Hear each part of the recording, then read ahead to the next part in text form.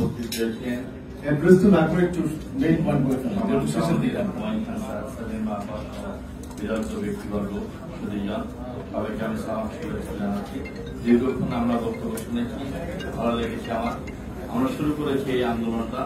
আসলে আমি যে কথা বলে আমরা বক্তব্য শেষ করবো সেটা হলো যে আজকে সবাই আমরা বলছি যে আমরা ভালো সৎ যোগ্য প্রার্থী চাই। বিষয়টা বলা যত সহজ, বাস্তবে সেটা বাস্তবায়ন করা অনেক কঠিন।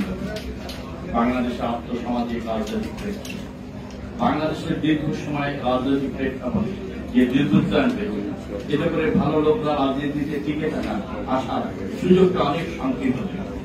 এটা আমার মূল বিষয়।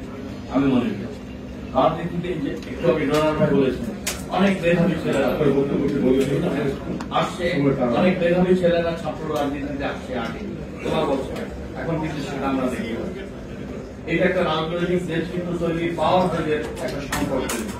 শহীদ রাষ্ট্রপতি জিয়া রহমান আপনার 79 যে পার্লামেন্টের ভোট দিয়েছেন, সবচেয়ে বিলম্ব ব্যক্তিদেরকে পার্লামেন্টে উনি আমাদের ভারপ্রাপ্ত চেয়ারম্যান তারেক রহমান বর্তমান এই ছাত্র আন্দোলনের প্রেক্ষাপটে যে নতুন বাংলাদেশ, এরা আমাদেরকে শিখিয়ে দিয়েছে বাংলাদেশের গতানুগতিক রাজনীতি কোন কথা।